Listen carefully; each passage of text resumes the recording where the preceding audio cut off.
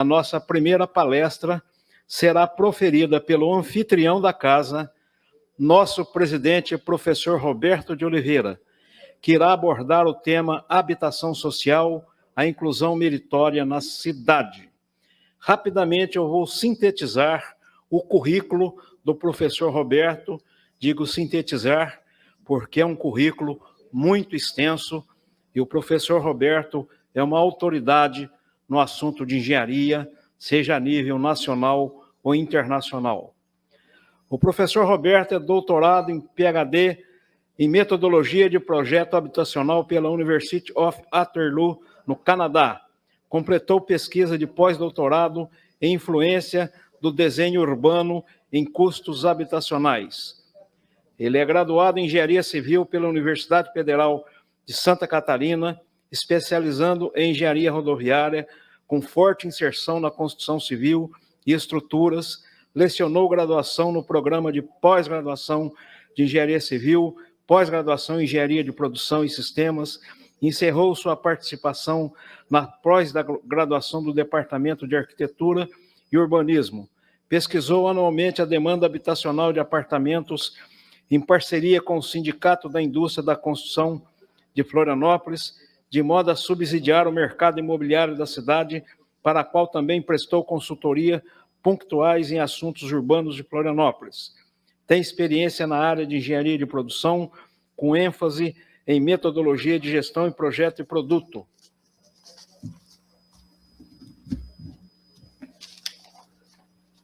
Após aposentadoria, em 37 anos de serviço, prestou serviços como professor voluntário da UFSC, estabelecido no Departamento de Arquitetura e Urbanismo, e orienta eventualmente a empresa júnior de engenharia civil.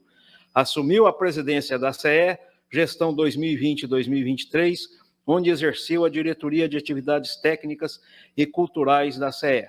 Atua em áreas de urbanismo, como, por exemplo, em respostas à sociedade, em questões de urbanismo e sua relação profunda com a mobilidade. Também atua nas questões de mobilidade urbana na região da Grande Florianópolis, a começar pela coordenação do GT Mobilidade do Conselho Metropolitano de Desenvolvimento da Grande Florianópolis, chegando a coordenador-geral na gestão 2019. Condes, para destacar, participa ativamente e colaborou na criação e operação do Observatório da Mobilidade da Universidade Federal de Santa Catarina. Professor, por gentileza, o plenário é do senhor. Pois não.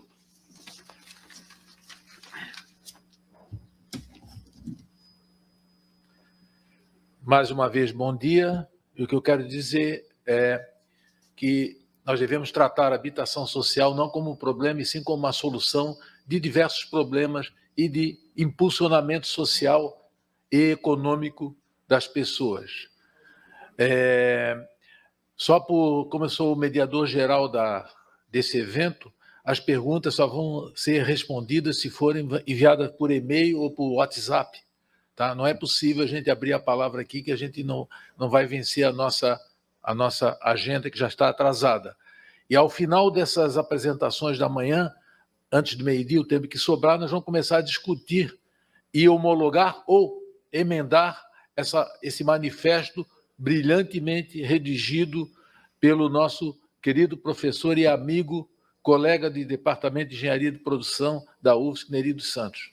Agradeço mais uma vez os meus colegas de mesa pelas suas colocações muito interessantes e chegaram até ao ponto da amizade extrapolar a técnica. Bom, eu vou falar hoje sobre o assunto habitação social. Habitação social, geralmente, podia passar a seguinte, nós temos uma pauta para falar agora, que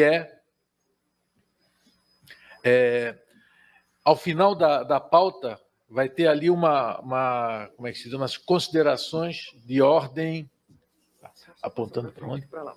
Tá.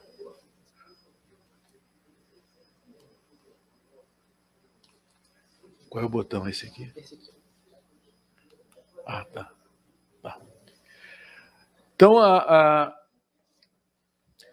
como não apareceu no meu currículo, que eu me dediquei muito tempo à engenharia estrutural, então eu dei uma guinada na vida quando fui fazer a pós-graduação, que abandonei a engenharia estrutural, mas não deixei os conteúdos da engenharia estrutural sair de mim.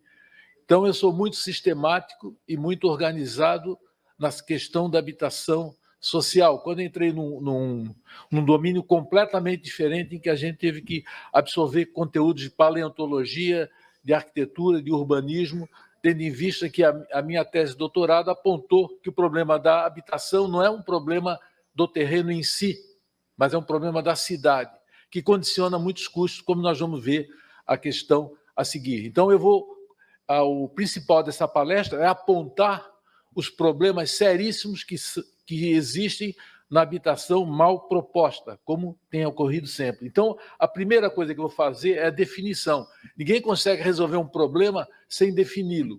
O que eu vi quando comecei a pesquisar habitação lá no Canadá é que não tinha definição que fosse operacionalizável. Tem diversas definições, mas nenhuma delas é técnica, nenhuma delas permite cobrança. Tá? Então, por exemplo, quando a gente vai fazer um discurso, se a gente não falar em palavras ou verbos que sejam comportamentais, não existirá cobrança. Tá? Então, mesma coisa, se um problema não é definido, ele vai ser impossível de ser resolvido. Depois eu vou fazer os condicionamentos do sucesso ou do fracasso. Posso adiantar que a minha experiência internacional sobre habitação social, ela deu certo em Hong Kong e Israel, basicamente. Em Hong Kong, porque deu um incêndio e deixou a cidade, na década de 50, com entre 45 e 50 mil pessoas desabrigadas. E o governo de Hong Kong não foi por perdão, nem por bondade, nem e sim por premência absoluta, foi obrigado a gerar um programa de habitação social que começou errado, mas acabou dando certo, sendo absorvido pela cidade-estado de Hong Kong como sendo a política habitacional baseado no emergencial. E outro estado que deu certo foi o estado de Israel, não foi porque o governo israelense era bonzinho, e sim por uma questão estratégia de geopolítica, ocupar os territórios para fazer frente aos inimigos que tinham ao redor. Então, vocês vejam que a habitação social nunca saiu por bondade de político, e sim por necessidade de alguma razão, por um acidente ou por outra razão estratégica. Então, nós temos que considerar no Brasil, para resolver a habitação como um verdadeiro estado de sítio, uma calamidade como realmente é, e não aparece pela Fundação João Pinheiro, porque, como eu vou dizer para vocês, que trata o déficit habitacional de uma maneira muito evasiva. Tá? É um descaso muito grande, um monitoramento da Fundação João Pinheiro. Então, vamos passar para o... Eu vou passar...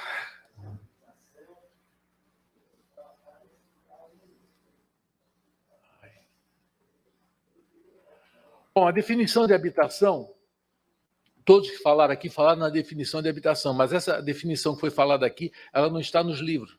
Tá?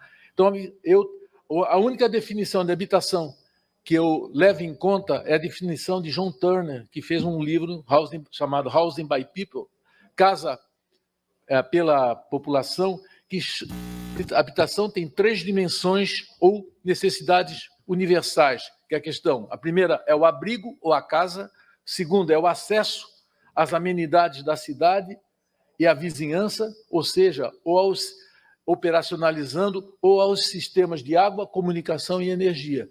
A primeira parte da definição é meramente filosófica e a segunda parte eu coloquei, sistematizei na parte da engenharia e também da arquitetura. Comunicação, nesse caso aí, a moradia, quer dizer, a questão, outro problema muito difícil de resolver, a questão habitacional, que não existe uma linguagem uniforme. Uns falam habitação, outros falam moradia, outros falam casa.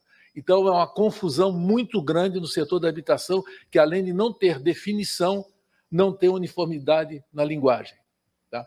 E a terceira dimensão é a dimensão sempre deixada de lado, é a forma de ocupação. A forma de ocupação é fundamental, porque não adianta a gente dar a casa se a pessoa não tem um tempo de moradia. Tá? Então, a definição de Turner é uma ocupação, que é uma palavra em inglês, que é tenure, que não tem tradução em português. Outra dificuldade muito grande é que nós temos o termo affordable, que é a casa acessível, mas que não tem um termo com a tradução que signifique a coisa correta. Por exemplo, em francês, é la maison abordable, e em inglês, affordable housing. É a mesma palavra, abordable e affordable. Em português, nós não temos. Então, nós temos uma dificuldade imensa de comunicação na literatura, tá? Porque se a comunicação não é precisa, vocês podem ver esse é um pensamento confuciano. Se você fala errado, vai dar tudo errado, tá? Então, no Brasil, nós temos uma língua que é de baixo contexto, ou seja, a pessoa precisa gesticular para poder se entender, e o chinês não é uma linguagem, o inglês, o alemão são de alto contexto. A pessoa fala por telefone, outra pessoa do outro lado entende perfeitamente. Então, a forma de ocupação é, de acordo com Turner, de tal forma que vale a pena a mudança. Essa é uma definição das pessoas que ocupam a terra. Eles vão ocupar a terra e gastar nela, para edificar o abrigo, um valor tal que, se sair, não tem prejuízo. Então, isso realmente é o formulário da formação de favela, que esse evento aqui ele foi idealizado quando eu disse que não entraria nas ações do Floripa Sustentável, nem do Ministério Público, porque eu não acredito em enxugar gelo. Enquanto as causas da ocupação irregular não forem levantadas, que a irregularidade fundiária é a maior causa da ocupação, da má qualidade da moradia, o Instituto João Pinheiro não fala nisso, nem toca nesse assunto. Então, é uma monitoração evasiva, portanto, errada. Então, nós estamos vendo que só por essa primeira fala, na segunda tela, nós estamos numa situação de caos absoluto no domínio da habitação social. Eu não falo de interesse social, porque a palavra interesse, ela acha que só o pessoal da classe mais baixa tem interesse. Todas as pessoas precisam morar no lugar. Então, o interesse disseminado, então, é habitação social. Então, a forma de ocupação, por essa definição, ela vale para casa própria, que a pessoa tem o tempo que quiser para morar, casa alugada, mora por um determinado tempo, hotel, e tem até penitenciária, que a tenure, o tempo da ocupação é o tempo da pena. Então, essa é uma definição tão universal que serve para tudo quanto é tipo de habitação. Opa! Faltou luz? Opa!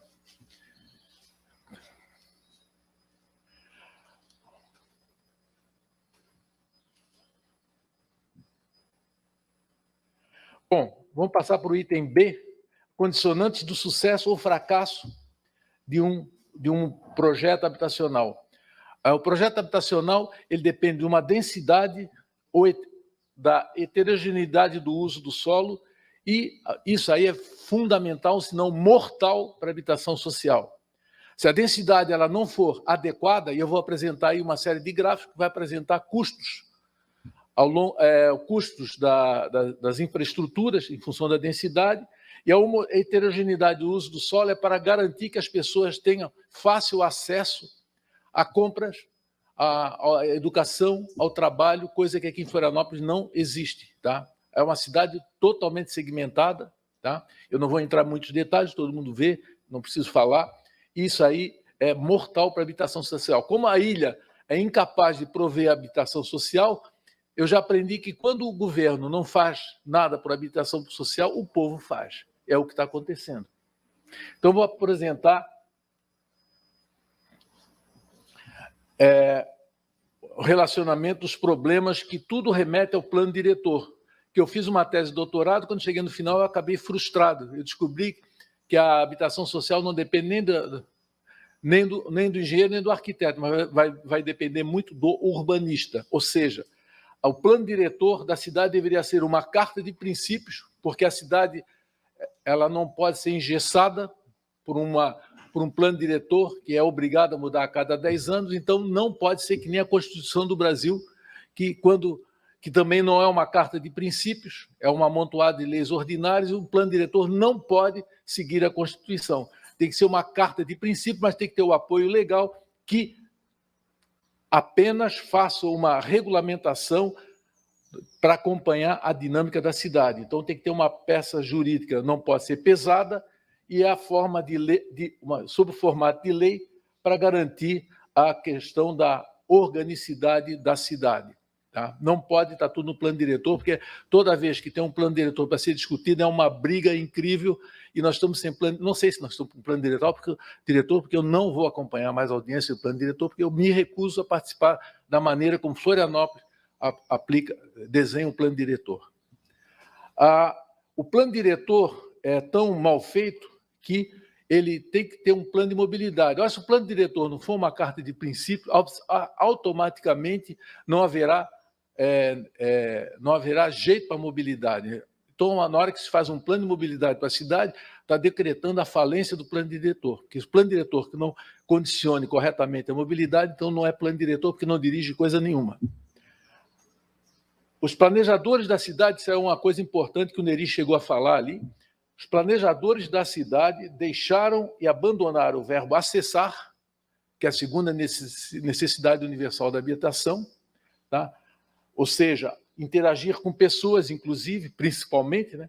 E trocaram o morar, em outras palavras, para dar acesso a pessoas a almejar a mobilidade para carros. Então, em vez de pensar nas pessoas, todas as cidades no Brasil são pensadas para carro. Eu sei disso porque eu acompanhei o SPLAN na década de 70, que eu trabalhava lá dentro, e ouvia dizer do meu grande amigo falecido, coronel Luiz Felipe da Gama Lobo Décio, que dizia, não, essa cidade aqui foi feita para carro, e até hoje poucas alterações do plano diretor foram feitas. Naquela época, a gasolina custaria o equivalente hoje a 30 centavos. Tá? Então, nada mais natural que ignorou, não tinha nada no plano diretor do Gama Dessa sobre transporte coletivo, só para carro.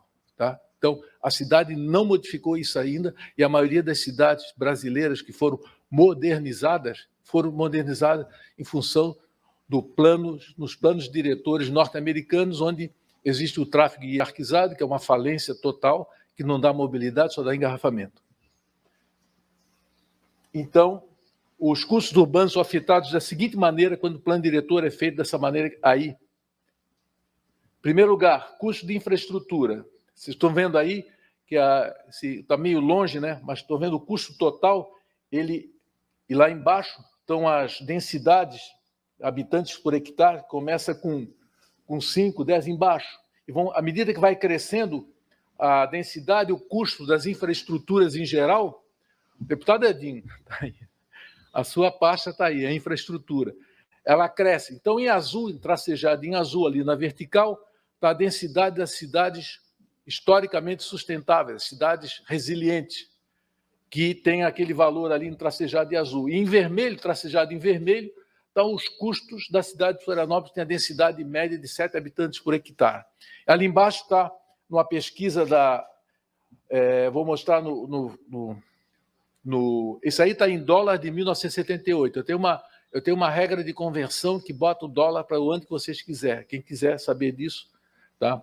Custo de infraestrutura em dólares por habitação, conforme densidade com habitantes por hectare. Foi do Juan Mascaró, um pesquisador argentino que trabalhou muito tempo no Brasil. Aí está uma pesquisa da área de engenharia de transporte, que mostra as cidades americanas, Houston, que tem mais ou menos o mesmo gasto de combustível que Florianópolis, é a cidade mais cara no mundo em termos de combustível. Depois vai descendo até a gente chegar nas cidades europeias com custo de combustível bem barato, e aí eu não tracei... a linha de Florianópolis está ali pegando a linha vermelha, tracejado vermelho, pega a cidade de Houston, no Texas. A cidade da sede das companhias petrolíferas do Texas, então estão um pouco ligando para custo de gasolina. Opa.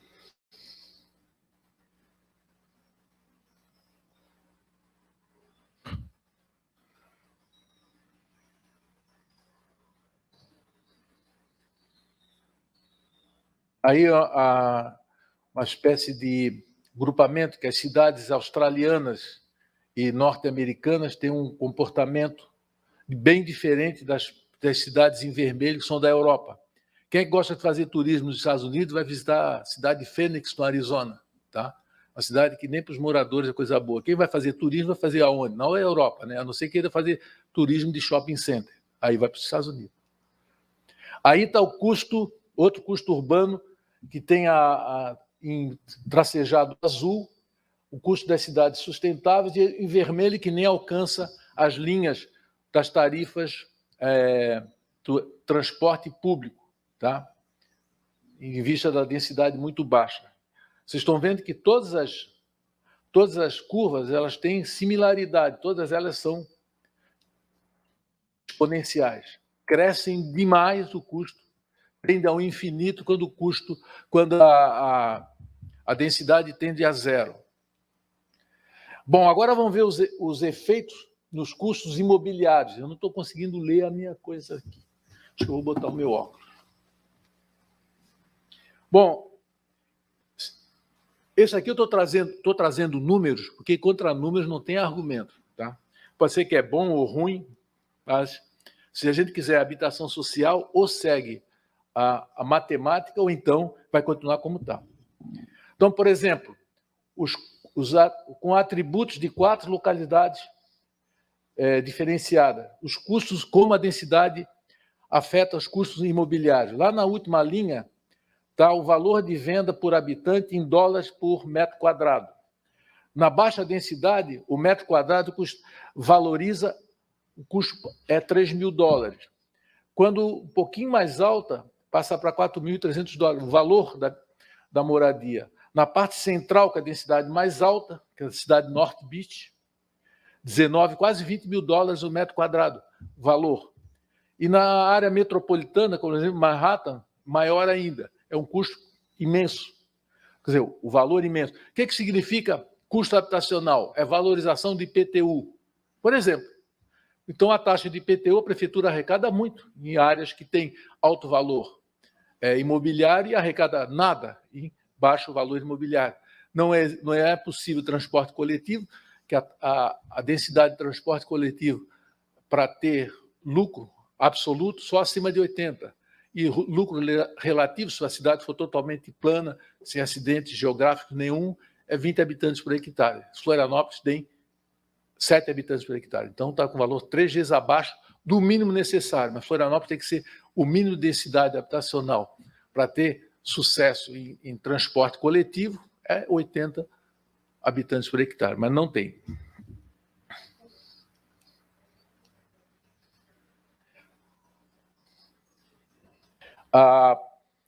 Os custos de participação em viagem, custo de viagem para a comunidade e consumo de energia. O custo de energia para a cidade de Houston, que eu falei, é 86, consumo anual de energia, 86 megajoules por habitante. Tá? E tem mortes por acidente de trânsito, são 135 pessoas que morrem por habitante. Então, quem gosta de falar em segurança do trânsito, por isso que eu não participo também mais de campanhas de segurança do trânsito, que eles vão em cima da ponta do problema, no efeito e não na causa. Aumenta a densidade, o custo, a quantidade de mortes diminui drasticamente. Está lá Hong Kong com 40 mortes por milhão, Houston 130. Então, a baixa densidade mata, tá? Mata mais gente. Então, vamos ser bem claros.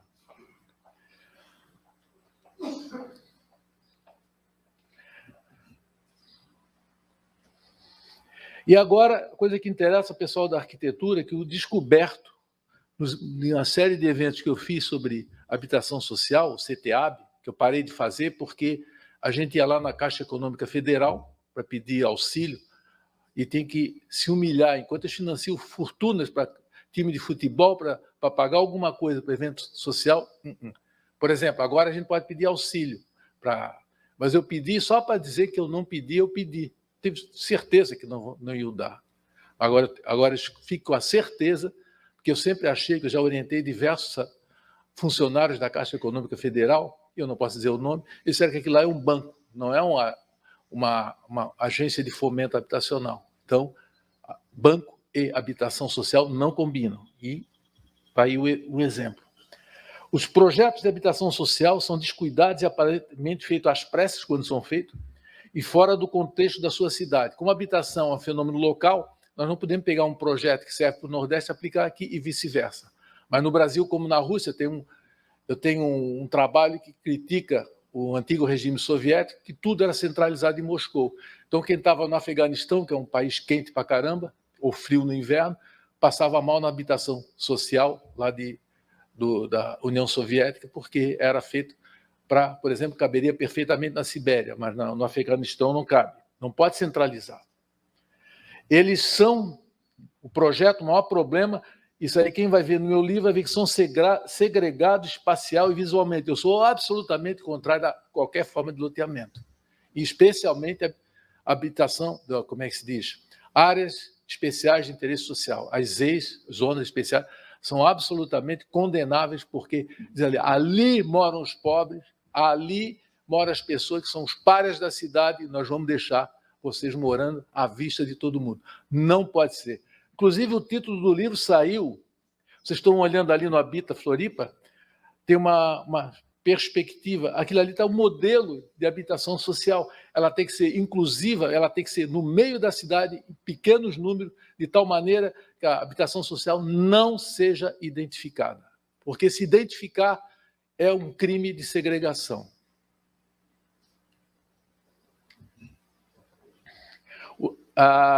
Os resultados da situação atual que os planos diretores estão continuamente com gestão equivocada e provocando o maior problema da habitação social, que é a negação ao direito da cidade, quando provoca desequilíbrio entre moradia e local de trabalho. Florianópolis é típico esse negócio. Tá? E as propostas de minorar esses efeitos nocivos são absolutamente jocosas. Não adianta fazer 20 pontes. Na hora que continuar investindo, 95% do capital de investimento em obras públicas do governo, 95% é aplicado no centro. Então, Ministério Público, Tribunal de Justiça, Universidade Federal de Santa Catarina, Universidade do Estado de Santa Catarina, Polícia Federal, Justiça Federal, tudo na ilha, até a administração do Estado na ilha. Isso é um absurdo. Me lembro quando teve o César Souza aqui, que era prefeito, ele estava sentado ali na frente, eu disse, a única obra que a prefeitura deve admitir é fazer o dever de casa, que a prefeitura de Florianópolis não tem sede em lugar nenhum, mas é a única entidade que pode fazer prédio na ilha. As outras não podem mais fazer prédio na ilha, porque fomentar empregos de alta qualidade na ilha é um suicídio e não vai ser resolvido com ponte. Tá? E o maior problema é a irregularidade fundiária, que foi elitizado o espaço que acaba vetorizando ocupações irregulares. Tá? Então, eu coloquei ali que seria bom pensar a habitação como solução para as pessoas e não problema do Estado. E as proposições que eu tenho, não posso deixar de fazer, a ocupação racional do território, no zoneamento e a intensificação do uso do solo. O zoneamento não pode ter zona exclusiva de coisa nenhuma. Todas as zonas têm que ser mistas. E intensificar o uso do solo, fazer com que as áreas verdes sejam protegidas. Mas como? As áreas legalmente protegidas, elas nem foram demarcadas, né, no município, e têm que ser defendidas pela própria população em zonas de amortecimento. Tá? O que é zona de amortecimento? É uma transição entre uma área legalmente protegida e uma área edificável. E aqui, se a gente não tem demarcado, a gente nem sabe onde é que vão sair essas zonas de amortecimento. Então, quem tem que proteger o meio ambiente é a população, não o Estado, que não tem competência para isso. A integração da habitação social, ela tem que ser em pequeno número, espalhada na cidade, para evitar a formação de guetos, tá? Sem cara estigmatizante. O projeto tem que ser de qualidade, mas não experimental, que as pessoas não gostam de morar em lugar diferente do que eles conhecem. Então, elas têm que ser do mesmo material e o mesmo aspecto das outras casas. Se fizer diferente, está praticando um crime, ao meu ver. E fazer gestão territorial. Florianópolis tem um Instituto de Planejamento Urbano, mas acontece que o Espiridião a mim errou quando fazer planejamento sem pesquisa. Não existe. Não existe, é falácia. Tá? Por isso que não funciona.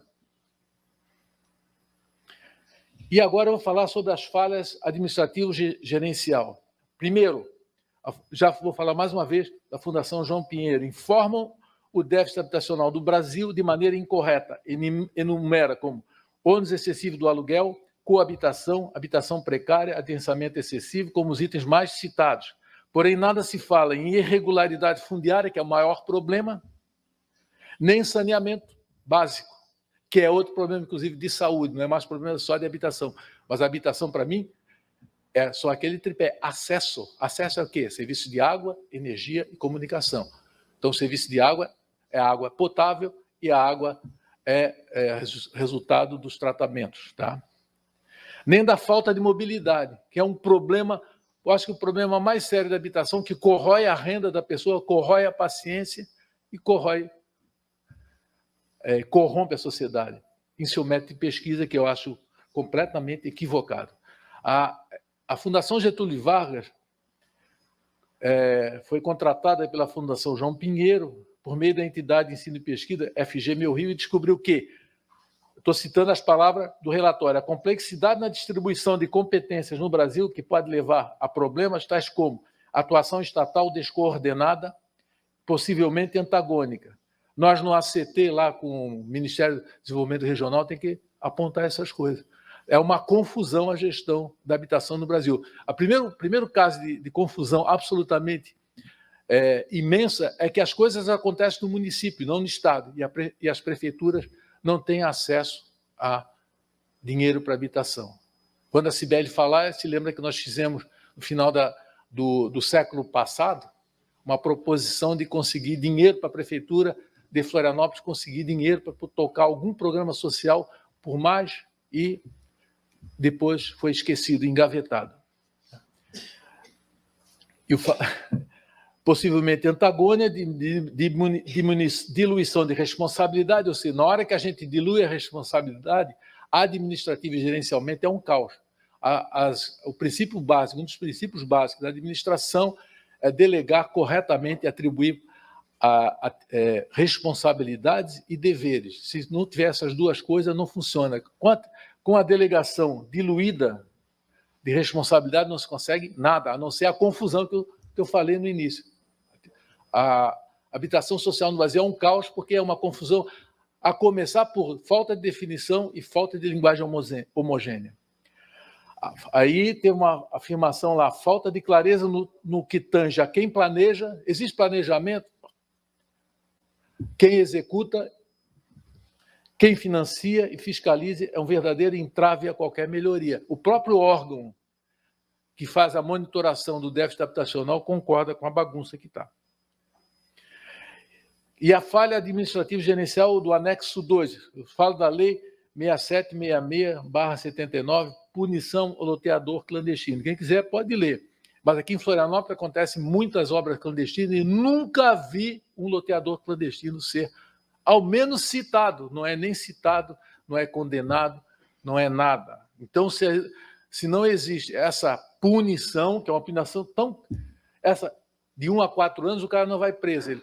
Ele paga uma taxa de fiança e vai-se embora na mesma hora. Talvez seja por causa disso. Mas tem outra parte da lei que passa de 1 a 5 anos. Se o cara for condenado à pena máxima, ele vai ter que passar 1 ano na prisão. Depois ele vai conseguir um regime diferenciado. Mas em Florianópolis não houve nenhum caso que eu saiba de penalização de loteamento clandestino. Assim não dá, né? Então, só queria agradecer a paciência de vocês e nós vamos fazer aqui a leitura da carta que o Neri providenciou e vamos, ao final, apresentar aquele manifesto que seja de uma maneira que a gente saia daqui do evento com alguma coisa definida para tocar.